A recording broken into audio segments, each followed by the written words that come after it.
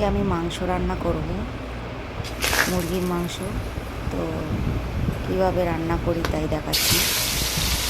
কড়াই দিয়ে দিলাম তেজপাতা, আগে আলু ভেজে নিয়েছিলাম, গোটা গরম মশলা, তারপরে পেঁয়াজ, তারপরে আদা রসুনের পেস্ট দিয়ে দিচ্ছি। একটু নাড়াচাড়া করে নেব।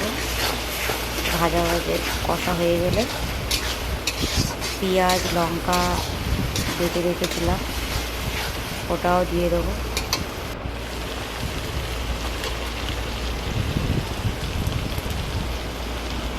পুরোটা বাটা মশলা দিয়ে করছি প্রায়।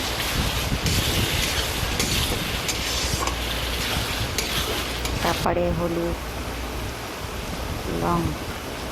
জিরে, ধনে গুঁড়ো সব দিয়ে দেবো। তো মানে গুঁড়ো মশলা মানে গুঁড়ো গরম মশলাও দিয়ে দেবো।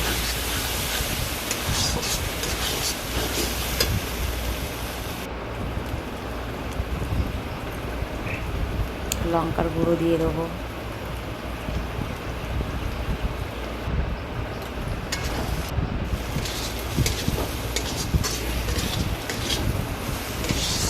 বাটা লঙ্কা দিয়েছি, তাও একটু কালারের জন্য একটু সামান্য গুঁড়ো লঙ্কা দেবো। টমেটোটা দিয়ে দিলাম।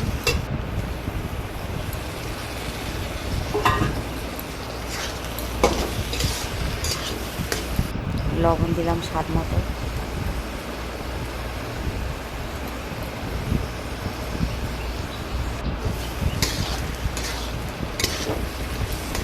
চিনি দিলাম। চিনি দিলে কালারটা ভালো হয়, স্বাদ আসে।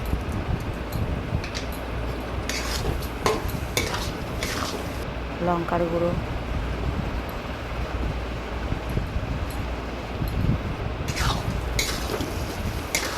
কেরম করে যা করে জানি না, আমি কখনো কষিয়ে রাখি, কখনো ম্যাগনেট করে রাখি, কখনো এরকম মশলাটা কষিয়ে করলে ভালো লাগে। মাংসটা দিয়ে দিলাম, ধুয়ে পরিষ্কার করে রেখেছিলাম। এবারে একটু কষে ঢাকা দেবো।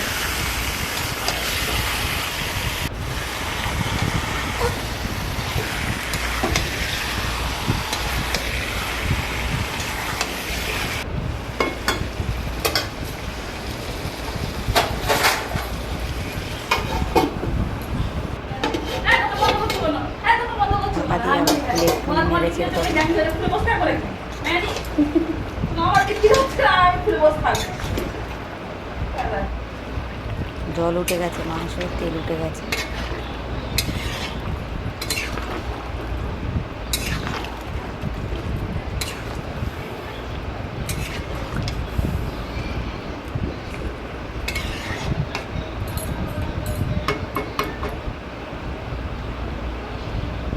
মাংসটা সিদ্ধ হতে দেবো।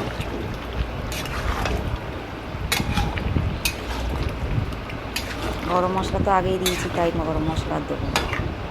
রেডি মাংস।